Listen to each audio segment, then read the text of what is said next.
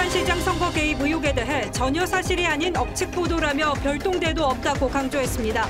또 A 수사관이 지난해 1월 고래고기 사건으로 울산을 방문해 해경과 울산지검에서 검경 갈등 속사정을 청취했다고 설명했습니다. 검찰이 서초경찰서를 압수수색해 A 수사관의 휴대전화를 확보했습니다. 검찰은 통화 내역 분석을 통해 사망 경위를 밝히는 데 주력할 것으로 보입니다. 김기현 전 울산시장은 청와대 선거 개입 의혹과 지난해 6.13 지방선거 무효 소송을 제기하겠다고 밝혔습니다.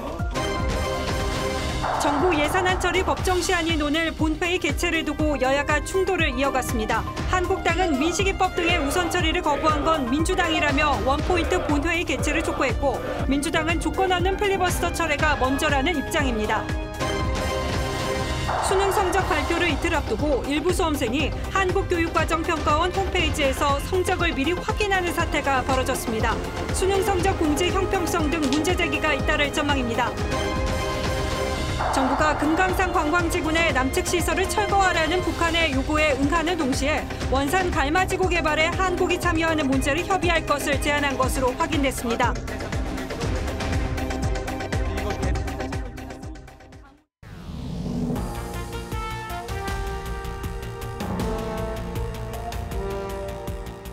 여러분 안녕하십니까? 뉴스9의 신동욱입니다. 한 해를 마무리하는 12월로 접어들었습니다만 청와대와 검찰, 여의도 정치권을 중심으로 한 세 축의 갈등과 혼란이 수그러들지 않고 있습니다.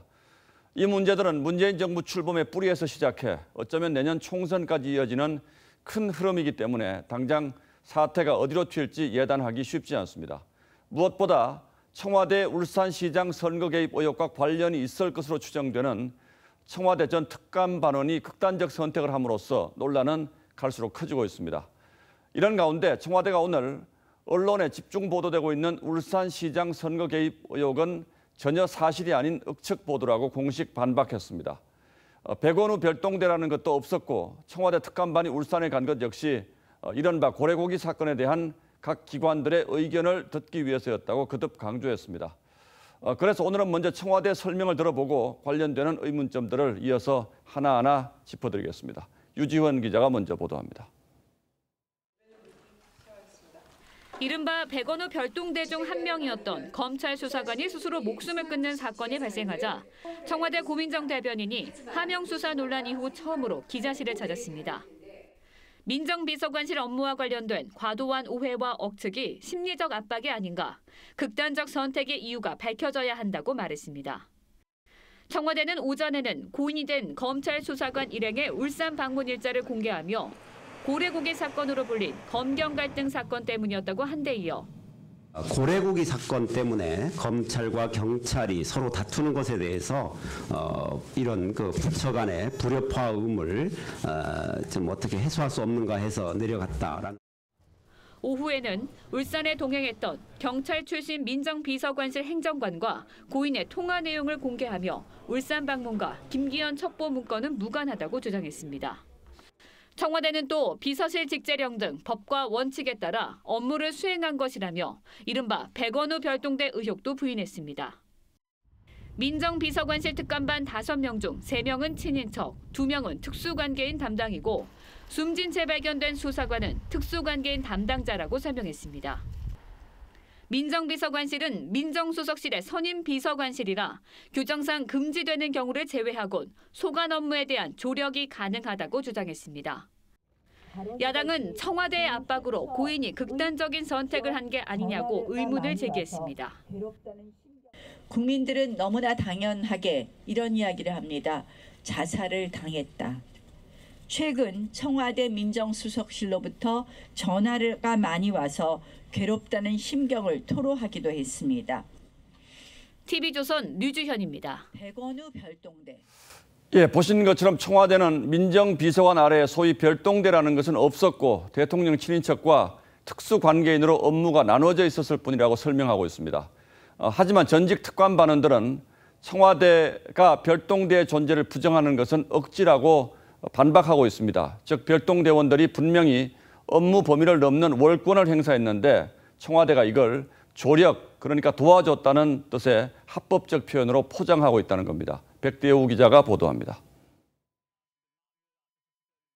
청와대가 지난해 8월 한국당 곽상도 의원에게 보고한 민정수석실 업무 분장표입니다. 민정비서관실은 대통령 친인척, 주변 인사 관리와 국정 관련 여론 수렴, 민심 동향 파악을 담당합니다. 국가 사정 관련 정책이나 조정, 공직 비리 동향과 사정 업무는 반부패 비서관실 업무입니다.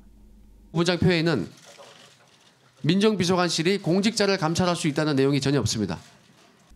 청와대 핵심 관계자가 민정비서관실 소관이라던 조정 업무, 즉 고래고기로 촉발된 울산 검경 간 갈등 조정은 청와대 보고문건에 따르면 반부패 비서관실 소관입니다.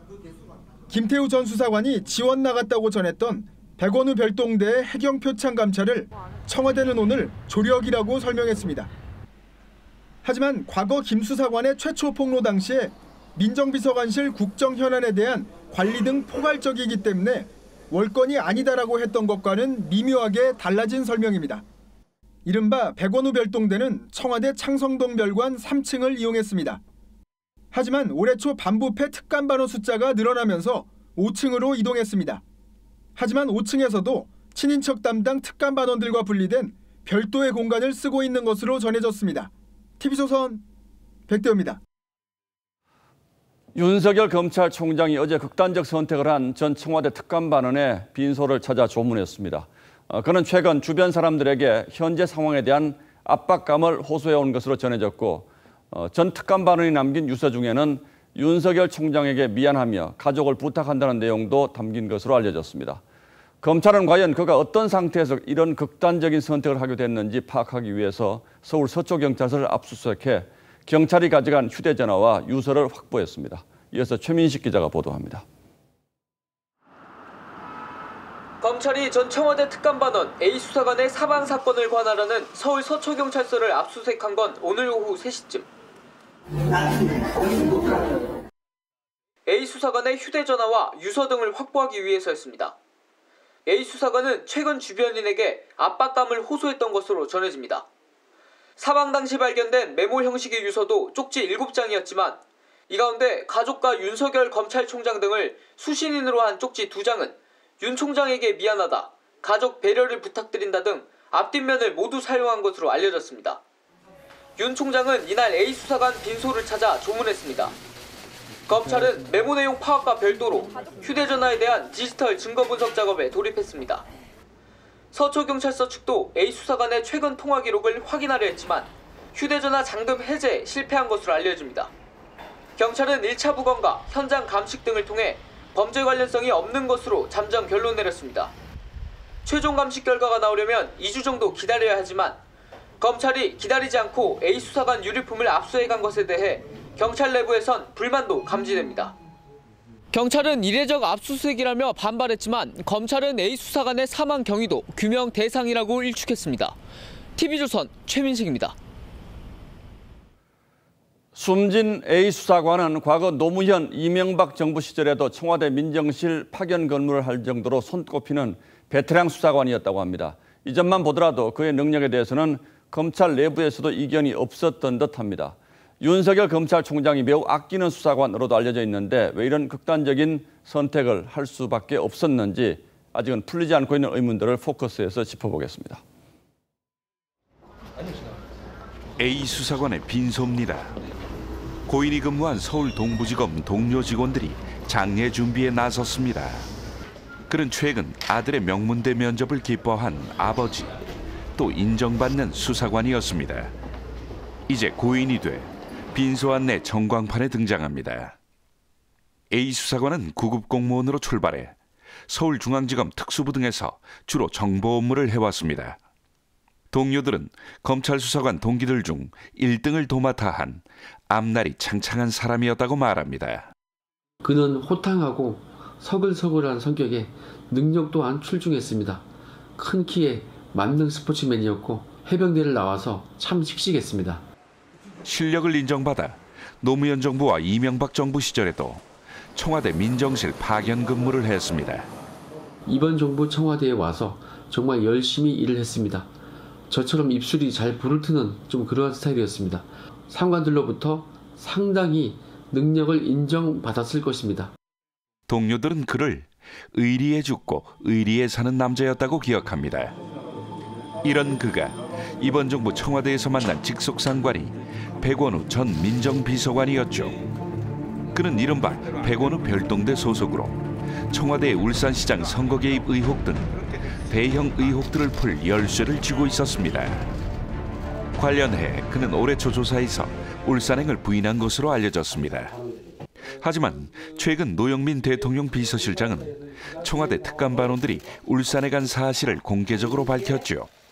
고래고기 사건 때문에 검찰과 경찰이 서로 다투는 것에 대해서 그가 피의자도 아닌 참고인 신분으로 극단적인 선택을 한 데 대해 여야는 말조심을 하면서도 서로 다른 해석을 하는 분위기입니다.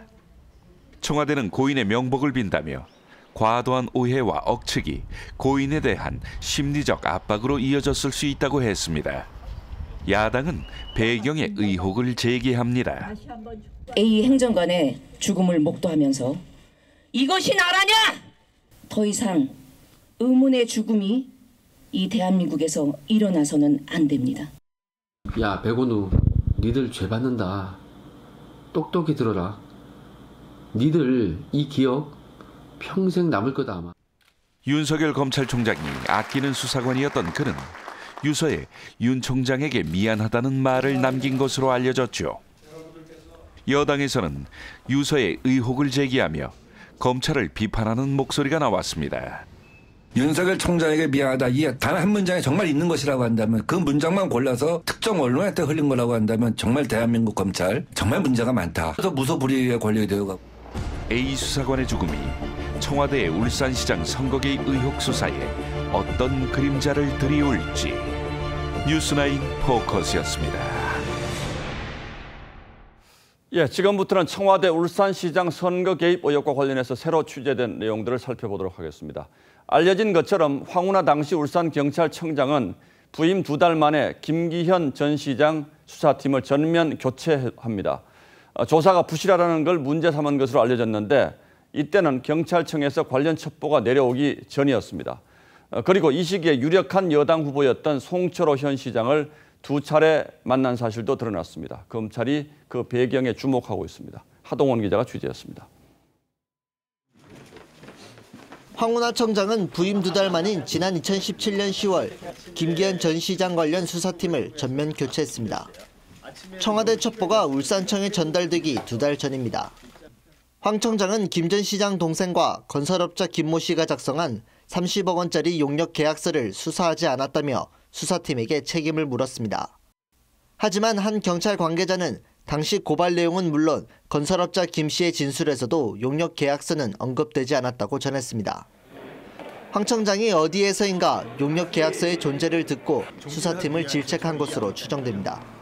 10월 2일 날 서로 올라갔으니까 요번 내가 수리 몽땅 올려보낸 글이 황운하 청장한테 당도라는 거예요. 검찰은 황 청장이 부임 직후인 2017년 9월과 12월에 송철호 울산시장과 2차례 만난 사실에 주목하고 있습니다. 송 시장은 당시 더불어민주당의 울산시장 선거에 출마할 후보자 가운데 한 명이었습니다. 검찰은 당시 배석자들을 통해 황 청장과 송 시장이 어떤 대화를 나눴는지 조사하고 있는 것으로 알려졌습니다. TV조선 하동훈입니다. 김기현 전 울산시장은 지난 지방선거에서 청와대와 경찰이 개입했다며 선거 무효 소송을 제기하겠다고 밝혔습니다. 민주당은 즉각 반박 기자회견을 열어서 선동 정치를 중단하고 선거 결과를 인정하라고 주장했습니다. 보도에 주원진 기자입니다. 김기현 전 울산시장은 지난해 6월 울산시장 선거에서 청와대와 경찰이 공권력을 동원해 조직적으로 불법 선거를 주도했다고 주장했습니다. 이 때문에 울산시장 선거는 무효라고 강조했습니다. 김 전 시장은 우선 헌법소원을 청구하겠다고 밝혔습니다. 선거 무효 소송을 하기 위한 절차에 착수하겠다는 의미입니다. 공권력을 동원해 조직적으로 불법 선거를 주도하였으므로 중대한 하자로 인해 무효라고 하겠습니다. 김기현 전 시장의 비서실장을 지낸 박기성 씨는 송철호 시장의 측근인 송병기 현 울산시 경제부시장이 선거 부정에 개입했다며 의혹을 제기했습니다. 송병기 씨는 지금 검찰이 수사하고 있는 권력형 선거 부정 사건의 하수인이거나 공모자라는 의혹을 지울 수가 없습니다. 김기현 전 시장 측의 기자회견이 끝나자마자 민주당 울산시당도 맞불 기자회견을 열었습니다. 민주당은 김 전 시장의 음모라며 선동정치를 중단하라고 반박했습니다. 자유한국당은 악의적 가짜뉴스를 퍼뜨려 국민 분열을 일으키는 선동정치를 즉각 중단하라. 민주당은 또 송 시장의 승리는 민심 반영의 결과라며 지난해 선거 결과에 승복해야 한다고 주장했습니다. TV조선 주원진입니다. 청와대를 둘러싼 이 모든 의혹의 중심에 선 인물이 바로 백원우 전 민정비서관입니다. 그런데 이뿐만 아니라 백 전 비서관이 현 정부 출범 직후 각 부처별 적폐청산 상황을 직접 챙겼다는 정황이 담긴 문서가 공개됐습니다. 야당에서는 백 전 비서관이 국정 전반에 걸쳐 전방위 월권을 행사했다고 주장하고 있습니다. 김정우 기자가 보도합니다. 2017년 7월 청와대는 정부 각 부처에 적폐청산을 위한 부처별 TF 구성 현황과 계획을 보고하라고 지시했습니다. 비서실장 명의의 공문엔 백원우 민정비서관의 이름이 결재자로 적혔습니다. 적폐청산 TF 구성 지시 및 공문을 결재한 내역이 있고 아래 보시면 백원우 민정비서관이 최종 결재한 걸로 돼 있고 야당에선 민정비서관실이 정부 부처의 적폐청산위 구성에 대한 현황과 향후 계획을 챙긴 건 월권이란 주장이 나왔습니다.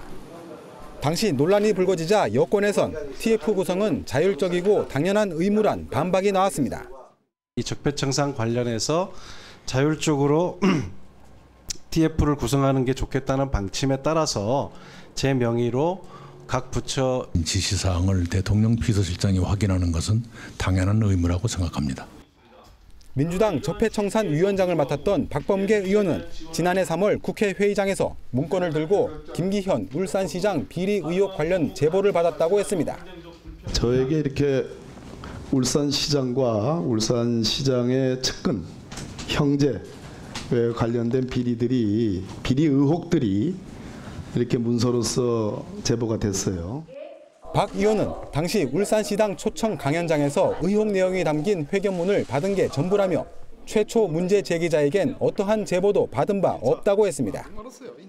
TV조선 김종호입니다. 국회 상황도 한치 앞을 내다보기 힘든 대치 국면이 이어지고 있습니다. 여야가 서로에게 책임을 떠넘기며 공방을 이어가고 있는데 오늘은 대통령까지 가세해 한국당의 필리버스터 철회를 압박했습니다. 최지원 기자가 취재했습니다. 3주 만에 열린 수석 보좌관 회의에서 문재인 대통령은 자유한국당의 필리버스터, 합법적 의사진행 방해 신청을 후진적인 발목 잡기 정치라며 강하게 비판했습니다. 국민을 위해 꼭 필요한 법안들을 정치적 사안과 연계하여 흥정거리로 전락시키는 것은 있을 수 없는 일입니다. 민식이법 같은 민생법안 처리 지연으로 아이들을 협상카드로 사용하지 말라는 절규까지 나오게 해선 안 된다고 했습니다. 더불어민주당도 자유한국당에 필리버스터 철회를 압박했습니다. 필리버스터 다 철회하고 민식이법을 비롯해서 순수한 비정책 법안들, 순수한 민생 경제 법안들 이것을 원포인트 본회의라도 열어서 처리하자는. 한국당은 그러나 민식이법을 우선 처리하는 본회의를 민주당이 거부한다고 주장했습니다. 청와대와 여당은 잘못된 불법적인 패스트트랙을 철회하고 양대 악법을 철회할 생각을 하기는커녕 더 큰 불법으로 맞서고 있습니다. 오늘이 법정 처리 시한이었던 내년도 예산안은 처리되지 못했습니다. TV조선 최지원입니다. 단식 농성을 마친 자유한국당 황교안 대표가 청와대 앞에서 첫 회의를 주재하면서 보수 통합에 다시 시동을 걸었습니다. 분위기 쇄신을 위해서 당직자 전원이 사표를 제출했고 오후에는 신속한 주요 당직 교체 인사도 있었습니다. 기존의 영남권 측근 인사 대신 수도권과 초재선 의원들을 당에 전면에 내세운 것이 특징입니다. 자유한국당 상황은 이태희 기자가 취재했습니다. 단식을 마치고 청와대 앞에서 주재한 첫 회의에서 황교안 대표가 꺼낸 첫 마디는 쇄신과 통합이었습니다. 이주 통합도 구체적인 실천에 옮겨야 할 때입니다.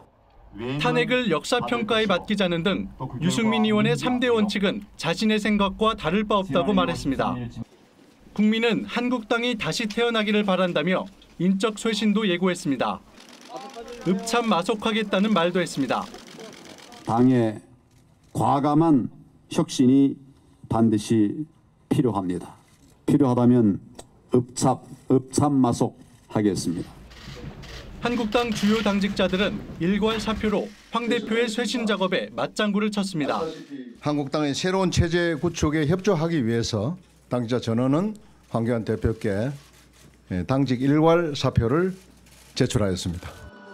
사퇴 명단에는 황 대표 측근인 김도우 비서실장과 당 혁신을 요구하며 불출마를 선언한 김세연 여의도연구원장도 포함됐습니다.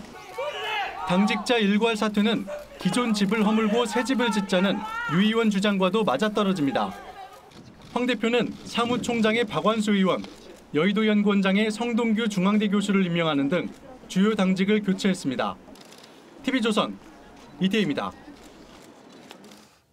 자, 여당은 한국당이 필리버스터를 먼저 풀어라고 주장하고 있고 한국당은 국회를 열어서 일단 민식이법을 비롯한 민생 법안부터 처리하자고 주장하며 팽팽히 맞서고 있는 상황입니다. 오늘은 이 극한 대치의 해법은 없는지 따져보겠습니다. 자, 강동원 기자. 한국당이 199개 법안 전체 필리버스터를 신청했다라고 하는데 이 필리버스터라는 게 뭡니까? 일단 필리버스터라는 말은요.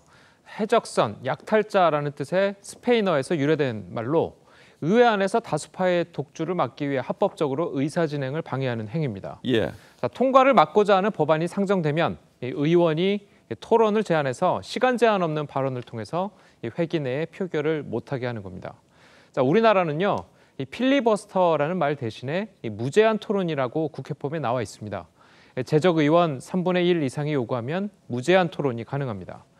김대중 전 대통령이 국회의원 시절인 1964년에 같은 당 의원의 구속 동의안의 표결을 막기 위해서 이 필리버스터를 해서 우리나라에 알려지기 시작했습니다.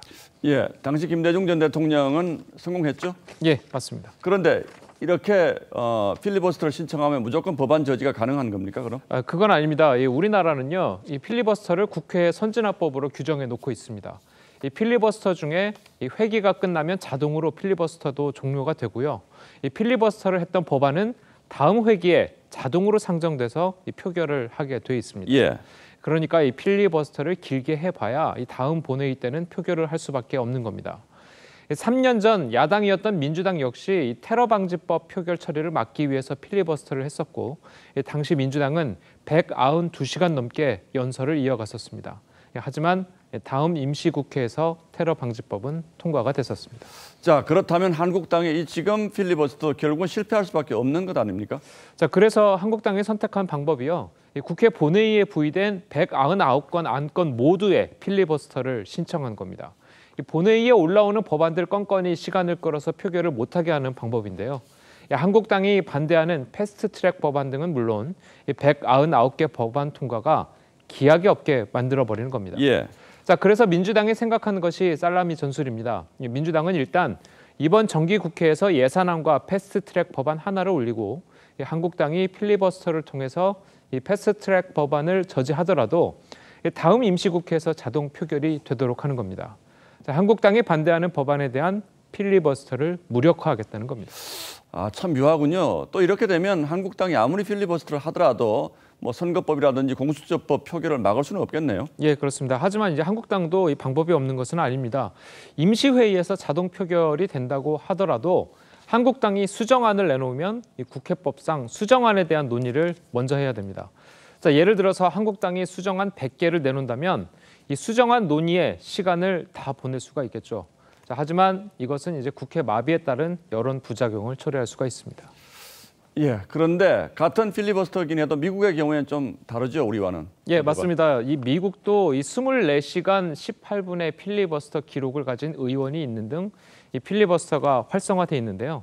자, 우리나라와는 약간 다릅니다. 자, 미국은 회기가 종료될 때까지 무제한 토론을 통해서 법안을 막게 된다면 이 제출된 법안은 폐기가 됩니다. 자, 여론 형성을 위한 시간 끌기라기보다는 이 진정한 의미의 필리버스터라고 할 수 있습니다. 예, 우리가 이 필리버스터 제도를 가지고 있긴 합니다만 좀 변형된 형태의 필리버스터를 가지고 있어서 지금으로서는 결론이 어떻게 날지 예상하기 어려운 이런 상황이군요. 예, 강동원 기자 잘 들었습니다.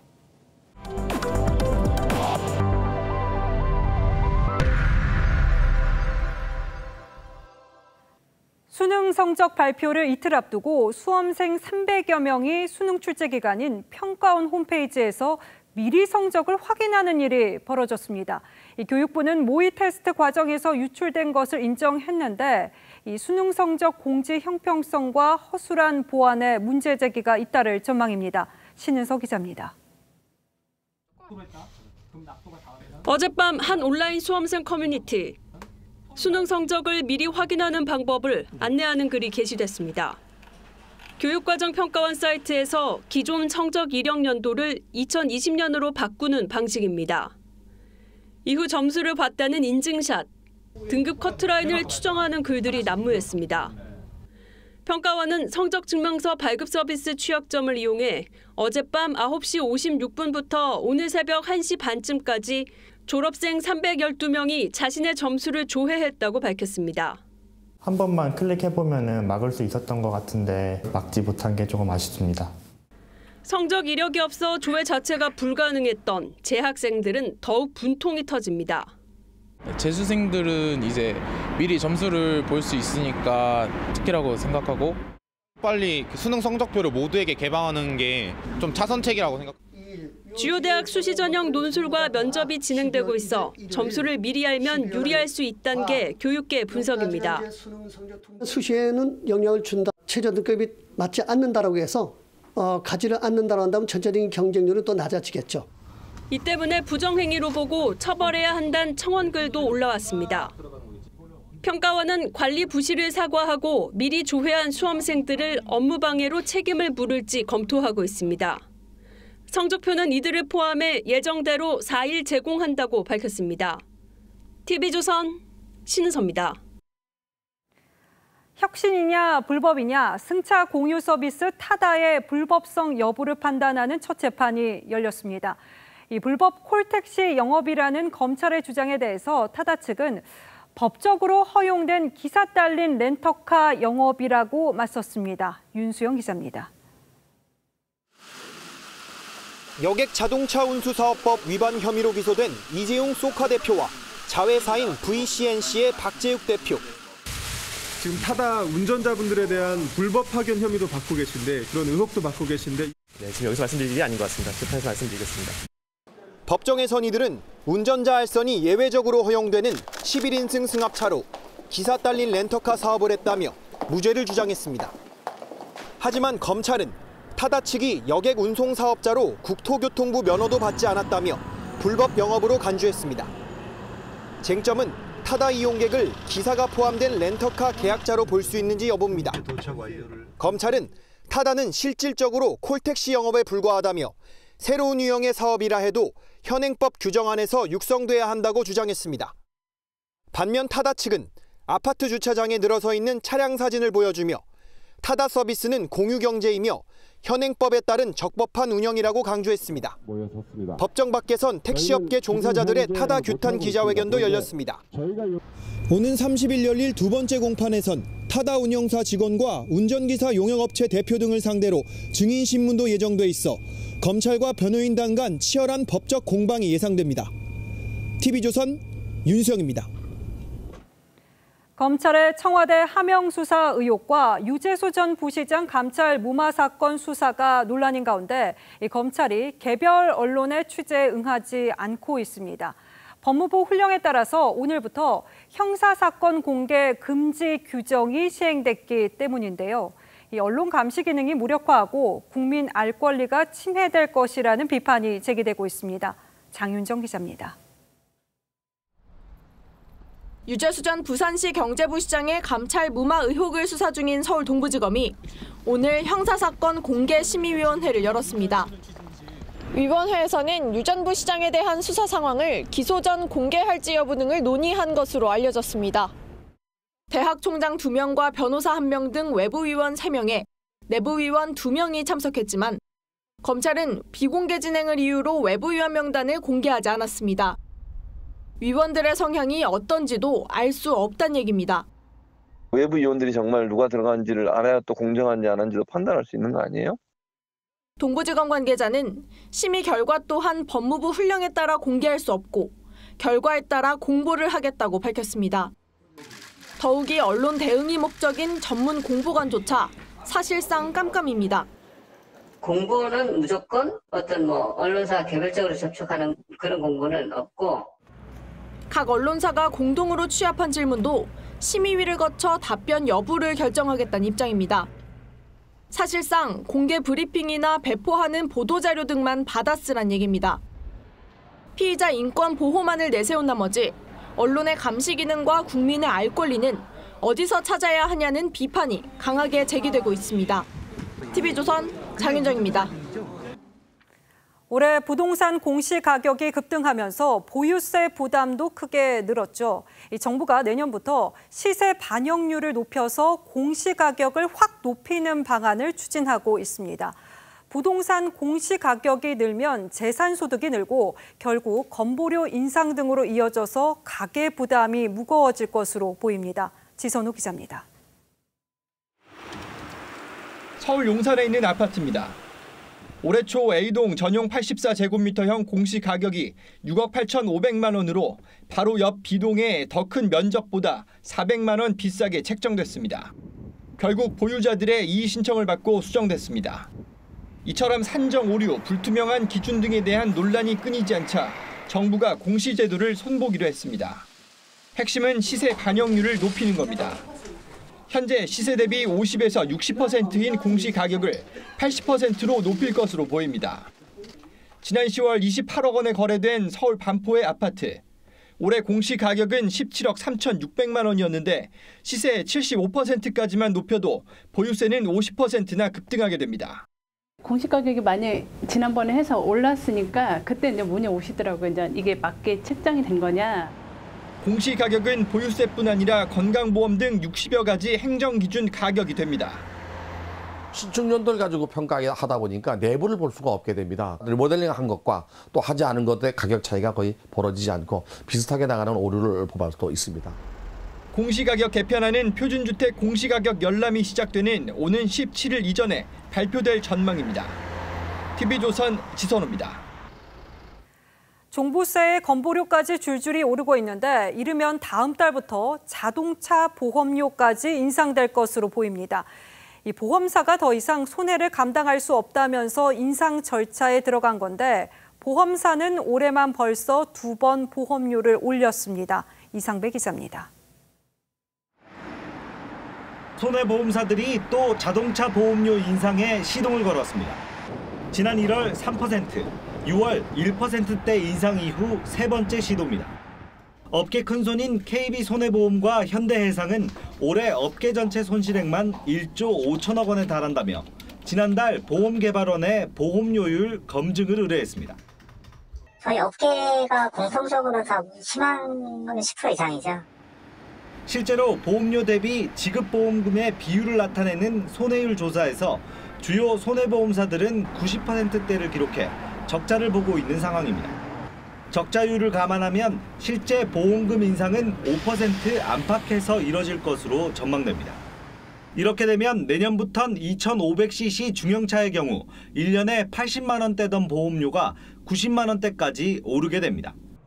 자동차 보험료 인상 소식에 시민들의 반응은 차갑습니다. 너무 많이 오르는 것 같아요.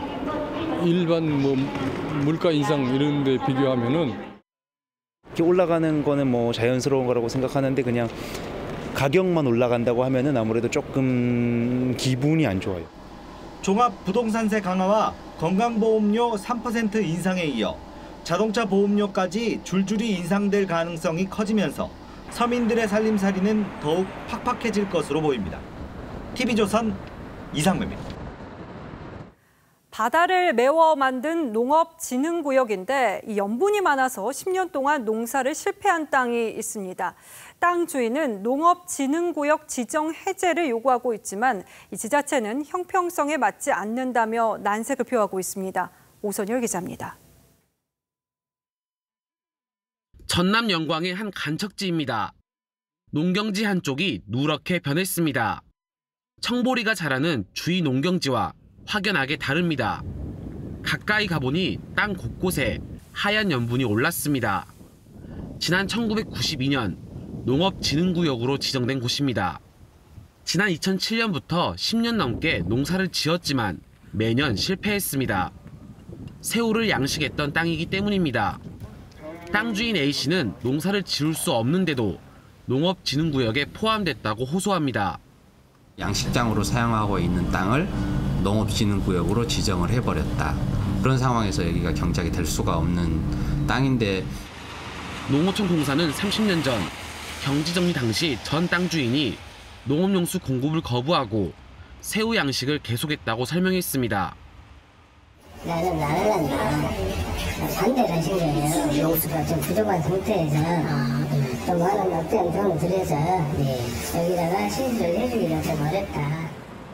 지자체는 절차에 따라 지정 공고가 이루어졌고 농업진흥구역 지정 해제는 어렵다고 말했습니다. 이 농가가 남만 비준으로 갈란다고 저희들이 여기가 입석을 쏟고 못 하잖아요. A씨는 수십 년째 재산권을 행사하지 못하고 있다며 농업진흥구역 지정을 해제하기 위해 국민권익위원회에 제소하겠다고 밝혔습니다. TV조선 오승열입니다. 예, 다음 뉴스입니다. 북한이 이동식 미사일 발사대를 올려놓기 위한 콘크리트 토대 수십 개를 새로 만들었다고 일본 언론이 보도했습니다. 이를 이용해 곧 중거리 이상의 탄도미사일을 쏠 수 있다는 전망이 나오는 가운데 미국은 연일 한반도 상공에 특수정찰기를 띄워 정밀 감시에 들어갔습니다. 박재훈 기자가 보도합니다. 지난 2017년 7월 북한이 발사한 대륙간 탄도미사일 화성 14형입니다. 미사일을 싣고 있는 이동식 발사대가 하얀색 콘크리트 위에 멈춰 있습니다. 이 콘크리트 구조물은 미사일 발사 시 집안의 흔들림을 최소화해주는 역할을 합니다. 일본 아사히 신문은 북한이 지난 여름 이후 수십 곳에 콘크리트 토대를 증설하기 시작했다며 대륙간 탄도미사일용 이동식 발사대도 쓸 수 있는 규모라고 보도했습니다.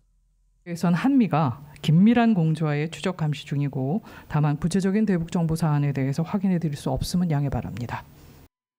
군 관계자는 예비진지 개념으로 여러 곳에 설치했을 수 있다며 초대형 방사포 같은 단거리 발사체에도 이용 가치가 있다고 설명했습니다.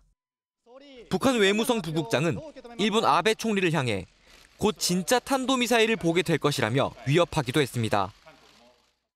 미 공군은 지난달 27일과 28일, 30일에 이어 어제도 특수정찰기를 한반도 상공에 출격시켜 북한의 동향을 살폈습니다. TV조선 박재훈입니다. 이렇게 한반도 상황이 다시 긴장 국면으로 흐르고 있는데 통일부는 북한이 철거를 요구한 금강산의 우리 시설들 일부를 철거해주고 추가로 북한이 추진 중인 원산 일대 관광 개발에 참여하겠다는 뜻을 전한 것으로 알려졌습니다. 하지만 이 제안에 대해서도 북한은 여전히 답이 없다고 합니다. 이채현 기자가 보도합니다. 보기만 해도 기분이 나빠지는 너저란 남측 시설들을 남측의 관계 부문과 합의해서 싹 드러내도록 하고 금강산 시설을 걷어내라는 북한의 요구에 우리는 북측에 우리가 정비하겠다며 남북 정상합의인 동해 관광특구의 발전 방향에 대해서 협의하자는 내용의 통지문을 보냈다고 소식통은 전했습니다. 우리 관광객이 금강산을 갈 때 북한이 개발 중인 동해특구도 함께 방문하게 하려는 겁니다. 지금 현재 우리가 제안하고 있는 것은 구체적이지 않습니다. 원산 관광부터 금강산까지 장색으로 개발했을 때 대한민국 국민이 어떤 식으로 관광을 할 수 있을 것이냐 하는 문제. 통일부는 동해특구와 관련한 남북 관광 협력의 필요성을 제안한 것이라고 했습니다. 하지만 북측은 여기에 답도 없는 것으로 전해졌습니다. 한편 김현철 통일부 장관이 참석한 관훈클럽 토론회장 밖에서는 탈북자들 10여 명이 모여들어 북송 어민 사건을 규탄했습니다. 통일부는 직경했지하고 김현철은 직경 상대하라. 김 장관은 이들을 피해 반대쪽 길로 토론장을 떠났습니다. TV조선 이채연입니다. 홍콩에선 구의원 선거를 거치면서 잠잠했던 시위대와 경찰 간의 충돌이 다시 이어졌습니다. 이 선거에 참패한 정부가 태도 변화를 보이지 않자 분노한 시민들이 다시 거리로 나선 건데 또다시 최루탄과 폭력이 등장했습니다. 김지수 기자입니다. 이스트 침사추의 지하철역. 경찰이 모여든 시민을 향해 최루 스프레이를 겨냥합니다. 한 여성 노인이 무릎을 꿇고 쏘지 말라고 호소하자 경찰은 노인을 밀쳐버립니다. 머리가 부어오른 노인은 시민의 도움을 받아 현장을 빠져나왔습니다. 같은 날 몽콕 지역, 50대 남성이 도로에 놓인 바리케이드를 치웁니다. 항의하는 시위대를 촬영하려고 하자 시위대가 이 남성의 머리를 가격합니다. 잠시 정신을 잃고 피를 흘리던 남성은 병원으로 옮겨졌습니다. 지난 주말 시위 현장에 돌과 화염병, 최루탄이 다시 등장했습니다.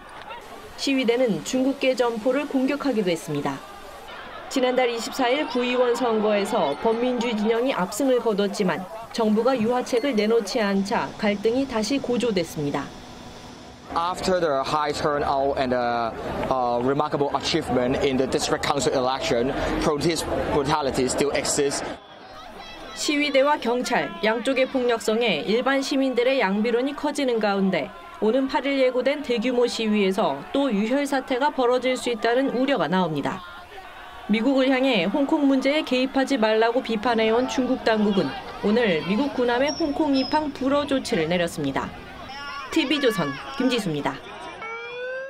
물건을 파는 매장이 본연의 역할을 내려놓고 전시장으로 서점으로 변해서 소비자의 발길을 붙잡고 있습니다. 그러니까 매장이 구매로 인한 이익을 창출하기보다는 문화 공간으로서의 역할에 충실하고 있는 건데요. 그 이유를 이루라 기자가 전합니다. 20세기를 대표하는 조각가 알베르토 자코메티의 작품전. 꼼꼼한 작품 설명까지 곁들여진 이곳. 전시회장이 아닌 패션 매장입니다. 물건 대신 한 차원 높은 콘텐츠로 먼저 사람의 발길을 붙잡겠다는 전략입니다. 평소 고가 브랜드여가지고 별로 이렇게 앞에 들어올 그게 없었는데 전시회를 그런 계기로 이렇게 올 수 있어서 정말 좋았던 계기인 것 같아요. 매장에서 판매 기능을 과감히 뺀 사례도 등장하고 있습니다. 서울 성수동에 위치한 화장품 업체의 체험 공간. 300평 규모의 수천 가지의 제품이 진열돼 있지만 사라고 권유하는 판매원도 계산대도 없습니다. 마음껏 놀고 즐기다 마음에 들면 구매는 온라인몰을 이용합니다. 놀다 가는 공간이다 보니 내부 인테리어에도 신경을 썼는데요. 사진 찍는 걸 좋아하는 고객들을 위한 이런 공간도 따로 마련했습니다. 눈치 안 보고 마음껏 제품 사용할 수 있어서 좋았고 친구들하고 같이 와서 인생 사진도 건질 수 있을 것 같아서. 자파 매장 내 고급 카페가 은행에 서점이 들어서는 것도 같은 이유. 놀이 공간이라는 편안한 이미지로 고객들의 호감을 얻는다는 겁니다. 돈 대신 시간을 쓰게 하는 매장의 변신은 계속될 것으로 보입니다. TV조선 이루라입니다. 어제 막을 내린 K리그에서 최고 선수의 영예는 아쉽게 우승을 놓친 울산 김보경에게 돌아갔습니다. 암투병 중인 인천 유상철 감독은 특별상을 수상했습니다. 박상준 기자입니다. 전북의 막판 짜릿한 역전 우승으로 막을 내린 프로축구 K리그. 흥미진진했던 우승 경쟁만큼이나 최고 선수 타이틀을 놓고 갑축전이 펼쳐졌습니다. 국내 선수로는 유일하게 두 자릿수 골과 도움을 작성하며 팀 우승을 이끈 전북 문성민. 최종전에서 우승을 놓쳤지만 개인 최고 시즌을 찍으며 국내 선수 최다인 22개의 공격 포인트를 올린 울산 김보경. 도움 2위, 득점 3위 등 달구벌 돌풍의 주인공 대구 세징야까지. 수상 가능성을 묻는 질문에 선수들의 대답은 엇갈렸습니다. 행운이 한 번 더 오게 되면은 행운이 따르지 않을까요? 네. 어제 경기로 조금 그런 생각을 좀 안 해봐서 일단은 잘 모르겠네요. 하지만 시상식의 대미로 최우수 선수의 김보경이 호명되자 장내에는 환호가 쏟아졌습니다. MVP는 뭐 포기한다는 생각으로 있었는데 좀 예상치 못하게 상을 주셔서 너무 좋았고요. 또 어떻게 보면 팬분들에게는 또 죄송한 마음도 또 조금 많이 있기 때문에 문선민과 세징야도 김부경과 함께 베스트 11에 이름을 올려 기쁨을 누렸습니다. 병마와 싸우면서도 소속팀 인천의 1부 리그 잔류 약속을 지킨 유상철 감독은 베스트 포토상을 수상해 의미를 더했습니다. K리그는 올 시즌 대구발 흥행 돌풍과 끝까지 순위 경쟁을 이어가면서 사상 처음으로 평균 관중 8,000명 시대를 열었습니다. TV조선 박상준입니다.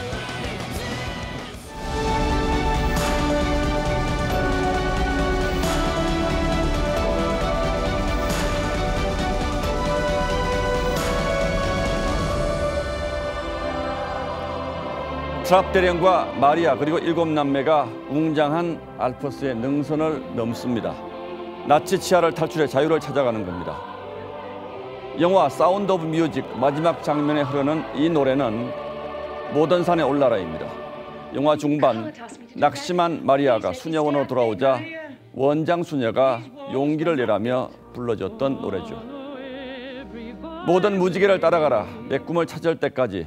원장 수녀는 처음에 마리아를 가정교사로 보낼 때도 이렇게 격려했습니다. Perhaps if you go out into the world for a time, knowing what we expect of you, you will have a chance to find out if you can expect it of yourself. 예, 오늘 이 흘러간 뮤지컬 영화를 새롭게 떠올리는 것은 며칠 전 나온 통계청 조사 때문입니다. 내 아이가 보다 높은 계층으로 상승할 수 있다는 사람이 10년 전 15에서 13명으로 떨어졌습니다. 자식 때에는 개천에 용되기가 더 힘들어질 거라는 비관이 널리 퍼진 탓입니다.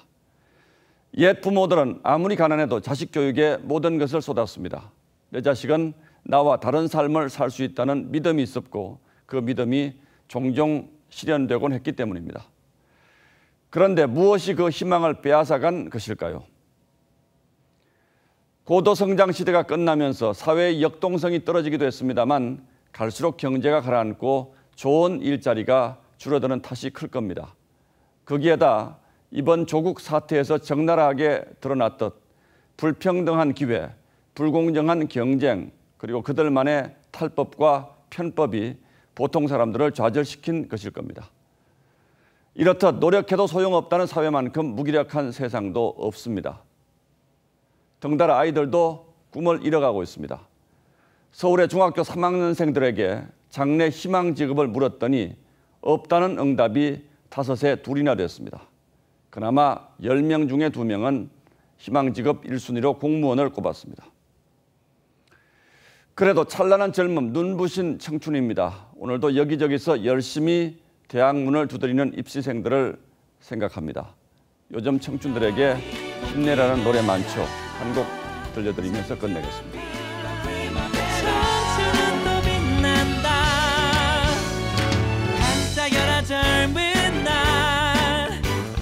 예, 12월 2일 앵커의 시선은 용이 사라진 개천이었습니다.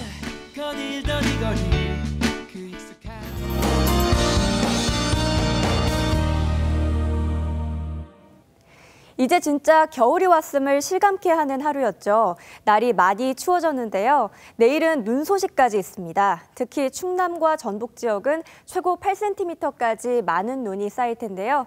내일 출근길에 좀 혼잡할 수 있어서 서둘러서 나오시는 게 좋겠습니다. 서울은 눈이 쌓이지는 않겠고요. 조금 날릴 수는 있겠습니다. 또 내일은 더 따뜻하게 입으셔야겠습니다. 내일 아침 서울이 영하 4도까지 떨어져 오늘보다 더 춥겠고요. 이번 주 내내 영하권을 유지하겠습니다. 특히 금요일에는 영하 8도까지 떨어지기 때문에 한파 대비 잘하셔야겠습니다. 이쯤 되면 올겨울은 얼마나 추울지 걱정도 되실 것 같은데요. 올겨울은 평년보다는 덜 춥겠지만 가끔씩 강한 한파가 찾아올 수 있다고 합니다. 자세한 내일 기온 살펴보시면 서울의 한낮 기온 5도, 강릉 7도, 대구는 9도가 되겠습니다. 또 밤부터는 수모구가 유입돼 서쪽 지역부터 영향을 받겠습니다. 날씨였습니다. 검찰 수사가 줄줄이 청와대 실세를 향해 가고 있는데 정작 국민들은 그 진실을 알기가 더더욱 어렵게 됐습니다. 검사 수사관은 기자와 어떤 접촉도 할 수 없으며 브리핑을 통한 수사 상황 설명도 할 수 없도록 공보 규정이 변했기 때문입니다. 검찰 개혁의 일환으로 실시되는 일이라고는 합니다만 언론의 권력 감시 기능을 약화시키는 이런 조치가 일방적으로 시행되는 데 대해서 우려하지 않을 수 없습니다. 네, 뉴스나인 마칩니다. 시청해주신 여러분 고맙습니다.